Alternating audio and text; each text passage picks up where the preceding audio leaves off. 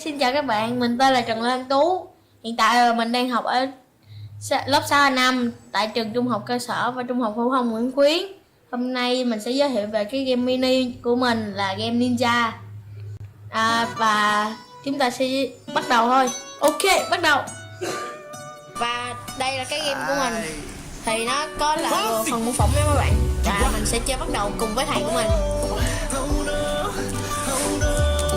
Và game bắt đầu là mình sẽ bấm bắt tay rồi là gồm có hai phím là dành cho hai người chơi. Game này dành cho hai người chơi.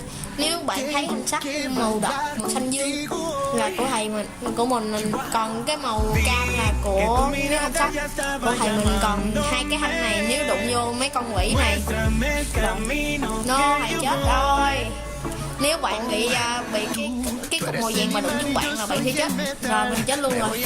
Và game giờ là những con này nó đang giết mình rồi, và mình sẽ chơi lại một lần nữa nhé các bạn. Rồi bấm thôi giao và đợi 10 giây để nó bắt đầu game. Và chuẩn bị hiện ra zombie monster.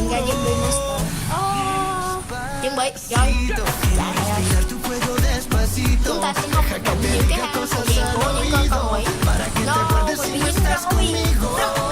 Và như thế là xong phần đời luôn rồi. Và bây giờ mình sẽ giới thiệu về cái phần này là những cái phần này là những cái nhân vật trong game. Nó lại có một cái khủng lộ và cái này là những dòng lệnh để điều khiển các nhân vật trong đây. Và đây là những cái khối lệnh để bạn lấy ra, như mình sẽ làm cho mọi người nha. Đây là cái dòng lệnh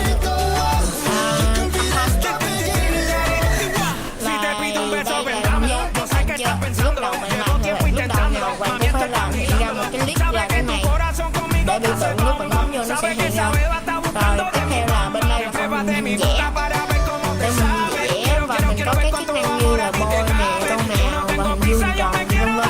Và âm thanh lúc bị con gì đụng vô mình phần âm thanh thì nó sẽ hiện ra. Mình sẽ chơi cho người con rồi.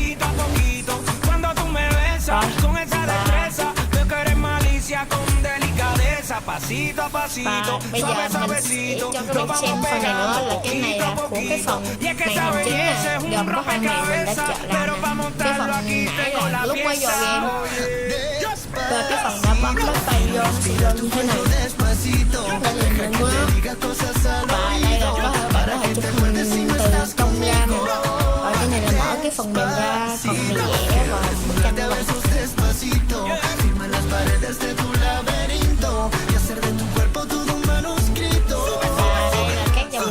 Nếu bạn muốn lưu thì bạn sẽ bấm vào là nó sẽ hiện ra cái phần của bạn. Và mình đã lưu rồi, mình bấm vào.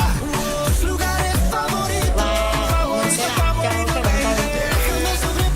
Đây, bây giờ mình sẽ chơi một lần nữa rồi. Nếu bạn đã muốn vậy thì mình sẽ start và mình sẽ cho mọi người trên mạng nha, ở bao quên rồi, lộn rồi.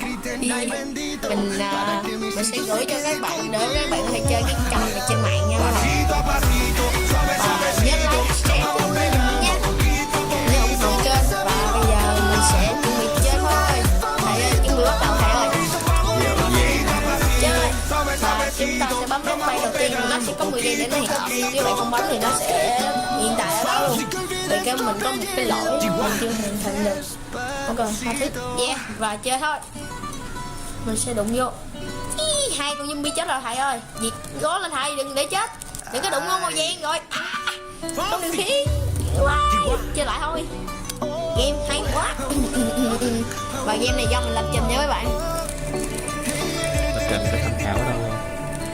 Mình hiện tại mình cũng có tham khảo trên YouTube. Các bạn hãy lên YouTube và bấm cái phần game, cách làm game scat, nó sẽ hiện ra cho các bạn coi. Mình sẽ chơi trước.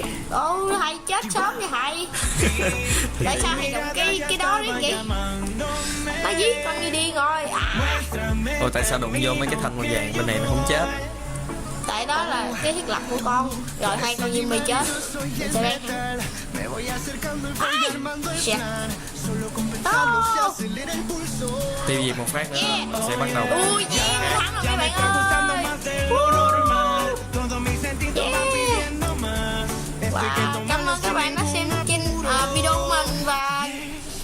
mong các bạn hãy coi và đăng ký kênh nha. Bye bye. Bye bye.